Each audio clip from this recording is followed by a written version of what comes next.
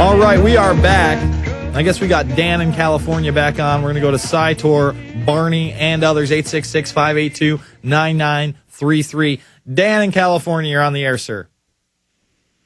Yes, Dan. Come on, sir. Don't make me twice the fool. Tell me you can actually talk on your phone. Well, I guess we got to go to Cytor in Indiana. Cytor, you're on the line, my friend. Bermas. How you doing? Man, I just had a question. Where do you see Arnold Schwarzenegger a player in any of this anymore? Because the game, that one video game, foreshadowed the Georgia and Russia conflict pretty accurately. And then we have the game Shattered Union, where it talks about Shattered Union, where it talks about California seceding from the Union, and being that Arnold Schwarzenegger obviously can't become president. What are the chances the megalomaniac would be the first one to secede from the Union to be president of California, and then Texas and so on follow suit?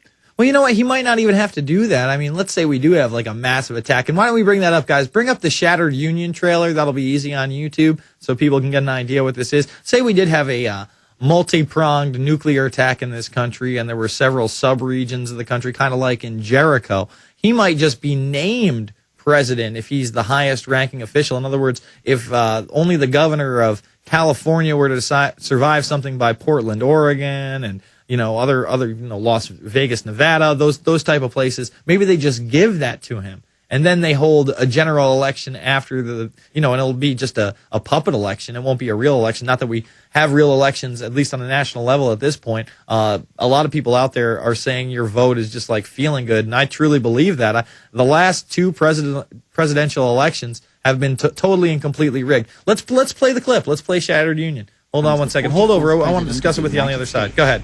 Shortly after the election, increased unrest, rioting, and a growing number of militias have given rise to ever-increasing domestic terrorism. In response, the President invokes the Homeland Security Act and declares martial law on the West Coast and other areas of the country. Though highly contested, a Supreme Court ruling sidesteps the electoral process, disqualifying popular presidential candidates from several states. Public outrage explodes when a sham election leads to incumbent David Adams accepting a second term in office. During the 57th Inauguration Day ceremonies, Washington, D.C. is struck by a low-yield nuclear weapon, killing David Adams and most of the U.S. Congress. The destruction of Washington, D.C. effectively breaks the chain of succession, sending the nation into chaos. In an emergency vote, the European Union deploys peacekeepers in the greater D.C. area to secure international interests. With separatist sentiment rising, California's governor declares home rule and secedes from the Union. Texas follows quickly and declares sovereignty, taking neighboring states with them and forming the Republic. All right, they had some audio issues. Hold on, we want to, just X that whole thing out. Just X it out. Get it off there. Go back, bring it back about 30 seconds in this, and then let's go back to the Shattered Union. Sorry, folks. All right, here we go. Hit it. Declares sovereignty, taking neighboring states with them and forming the Republic of Texas. Now, the once United States of America lie in ruin. The time for words has passed, and a second American Civil War now erupts as 7 factions wage war across the land. They battle one another to reclaim a nation, to restore peace, to rebuild this shattered union.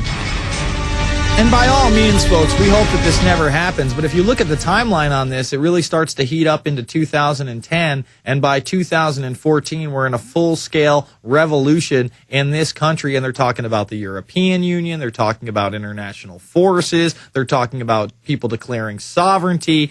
I mean, let's hope that this isn't predictive programming as well, but we have to be aware of it. Any other comments on it, Cytor? I just wanted to say, it's a very, very probable scenario, and hopefully, I think it'll give a good indication if they're going to go back to the fraudulent, voting machines this coming 2010 elections for the there's no doubt about it. And all that.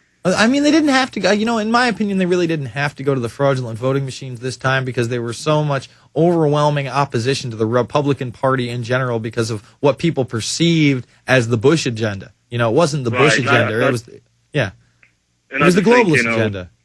Yeah, I think with everything Obama's doing, it's kind of coming out. I think the Congress and the Senate is going to have a chance to get maybe some Republicans back in there, or just as a third party, people that are awake and running.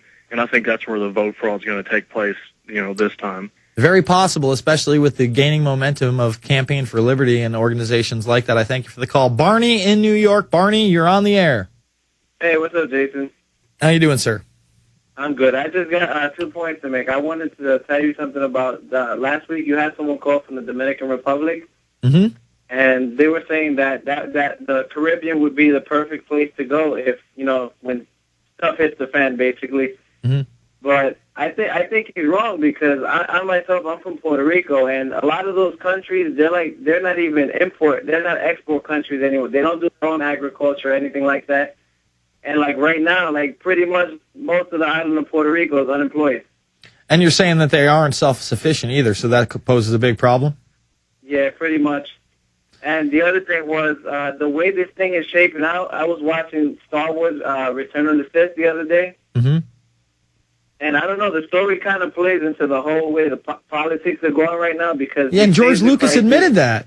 He actually talked about how, what was going on in the final version of Star Wars, really Episode 3, if you will, had some pretty big political parallels, with the false flag terror attacks that take place in the first one with the controlled opposition of both sides, playing them off against each other, basically order out of chaos, and the person becoming the emperor through these means, and then from basically, he's not the emperor at first, he's the head of the Senate. And then the Senate is just abolished, and all of a sudden he's the emperor. And it's from false flag terror attacks, and most adults don't get it, and their children have to explain it to them, yet we're seeing it in real life as we speak. I thank you for the call, Barney. Charles in California. Charles, you're on the line. Yes, sir. Hello. Yes. Hey, sorry. One thing was, before I say anything that matters, I won that competition thing for the e-cigarette, but it didn't get to my father. It's been I don't know, maybe you got the wrong address because it's been 2 Really? weeks. Are you're sure you didn't get that? They never shipped that to you? Really? That was 3 weeks ago, wasn't it? Yeah, 2-3 weeks ago. I don't know. Listen. I was do me a favor, Charles. MySpace.com/Jason Bermas. Give me the address again. Send it to your Facebook. All right, send it to my Facebook because I talked to my sales guy Will, and he assured me that was already sent out the next morning. But I will make sure you get your e-cigarette, my friend. I promise. All right, it's cool. Okay. All right, and a few things. Did you hear Jesse Ventura? How he was saying he needs a year to before he could get on Obama's grill, basically, and also how he also said how we're basically parasites now. Did you hear that or no? Yeah. Well, I heard parts of it. I was walking. Yeah. Well, I'll say this about Ventura. All right, I'm not going to give the guy a year, but he also is kind of slow on current events. He takes time to in Mexico and all that. Well, not only that, but he doesn't read a lot of newspapers and watch a lot of media. He has to wait for it to come out in novel form. He's basically a book reader, And there haven't been, other than maybe Obama Nation by Jerome Corsi, which really went after Obama before the administration, there hasn't been any books out yet on what he's done in office. And I think that if we wait another 5 to 6 months and he's able to get his hands on maybe the latest Tarpley book, then he will have a change of heart. It's clear he doesn't know how bad the situation really is. Because if he did, he'd probably almost 100% run for president in 2012. You know what I mean? Or at least you get that feeling from reading. You do get that feeling from reading. Don't Start the Revolution Without Me. You see that there is that gleam in his eye that he may have to run for a higher office. And in his book, he does run, and before he can even win, or I think he does win. And before he can get into office, he's assassinated. So that's also, he's just writing that down. That's looming in his head. Oh, he wrote he was going to get assassinated? Well, I believe it's the last chapter in his book, he puts this scenario out where he runs for president, he wins, and before he gets into office, he's assassinated. Right, yeah, I do remember that. Well, yeah, I just don't think he understands how serious it is with all the mercury everywhere and the fluoride everywhere. Because honestly, everybody has their blind spots, and I know for a fact that Jesse